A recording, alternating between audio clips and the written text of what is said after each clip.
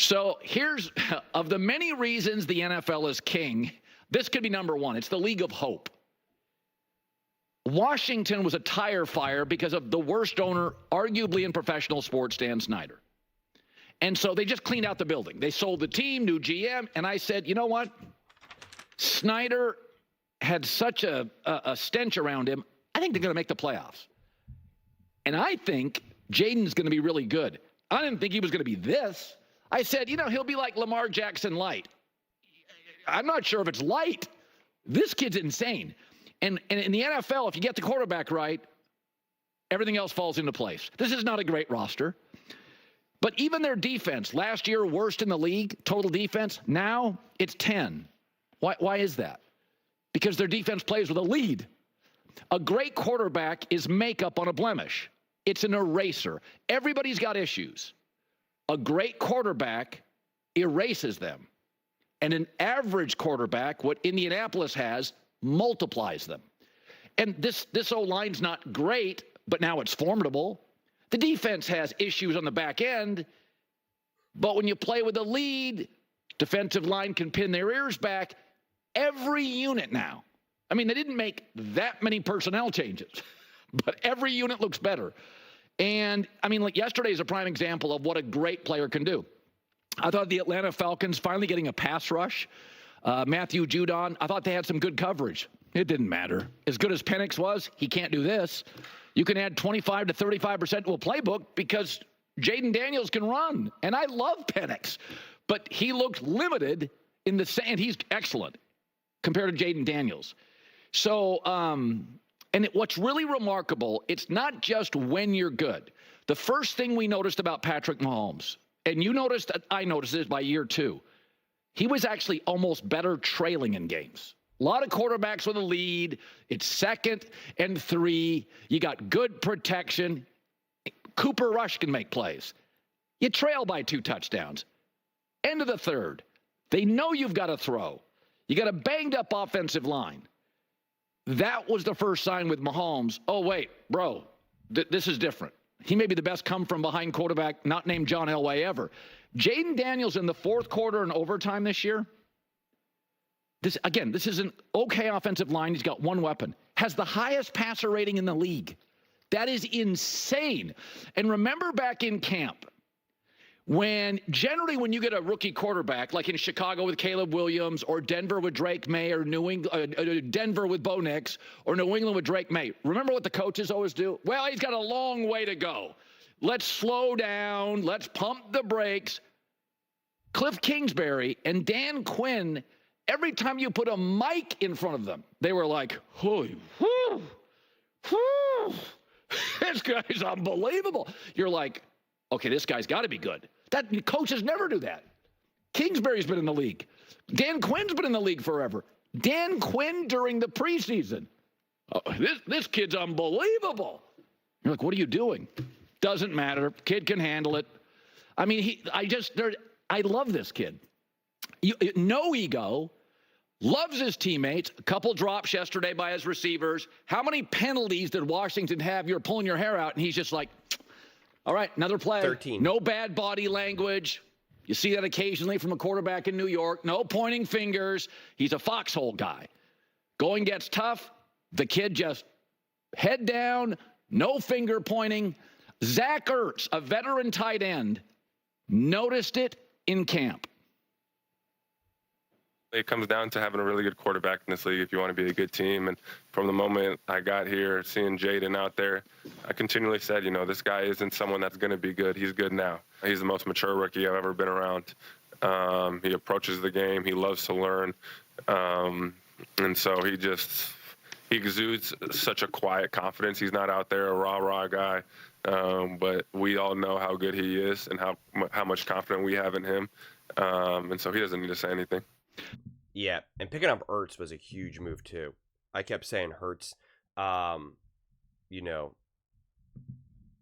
is there. Well, hold on. Actually, I want to see something. Nobody has delivered in the D.C. area on this level of promise in years. This is a candidate we can all get behind, a bipartisan quarterback. Yes, we're all in on Jayden Daniels. Dynasty. And he and I both approve this message. Okay. Look at that. Daniels DC Dynasty. The Washington Commanders are building a dynasty. You know who said that they could build a dynasty? Me. I said that like months ago. Months ago. You'd have to go find that video. All right. What Colin is saying, how they get better in the fourth quarter or from behind. It's not even that. That's not why I think you know someone's great or why you knew Mahomes was great or anything like that. Or whether you're like a fan of the opposing team. And I actually like to look at it from the feeling of the opposing team. Jayden Daniels calls hike. He drops back. What is the feeling you have if you're the opposite team, right? You're rooting for the team that's on defense. Is it sickness? Is it a feeling of, oh man, something bad's about to happen? Right? Like at any moment, something bad's about to happen because you believe that this quarterback is just going to find a way. Because you can't, no matter what you do, because he can throw and he can run, and it's the way in which he can run is so dynamic, so fascinating, so hard to put into words. And that's why it was actually kind of perfect that he played Penix, because Penix played great. I mean, this was Penix's second start as a rookie, and I think Penix will potentially be a really great quarterback as well. But you could see his movement in the pocket. You could see him trying to avoid pressure and step up. He couldn't do it. He got sandwiched. He got flattened. Jayden Daniels didn't. Jayden Daniels is so elusive, and he does so in such ways. He has such a great balance of when it's time to use his legs to pick up key important first downs and when to hang in there and throw the ball. I mean, it's such a beautiful touch from that side of his game. And make no mistake about it, that game-winning drive was 100% Jayden Daniels. 100%. Him doing everything, making beautiful throws, using his legs, taking big hits, which I don't want to see him do, because I am very confident he cannot consistently do that in the NFL. That's a no-doubter. That's a no-doubter. There's a reason why Patrick Mahomes stopped taking those hits as well, as he kind of made it throughout his career, because he's kind of like, I will get knocked out one day. Make no mistake about it, the Josh Allens of the world will shorten their career by taking those hit after hit after hit. We see Jalen Hurts getting banged up, like it'll happen. So that's still my one thing that I'm like, we got to find a way to like minimize that. We got to find a way, even in important games, even when you're like, well, save it for the playoffs. No, because that's even, again, Patrick Mahomes got knocked out of a playoff game. And it's a big thing. But the 13 penalties, that's wild. That can't happen. You can't do that in the playoffs. You can do that against Atlanta Falcons. You can't do that against the Eagles. You can't do that against the Lions. Can't do that against the Minnesota Vikings. Like, you can't do it. We're right there. We're at the home stretch going into the playoffs. We get like that has to be, like you kept keeping the Falcons in the game. Pass interference here, holding there, offsides on a field goal attempt to give them the first down, which directly gave up a touchdown.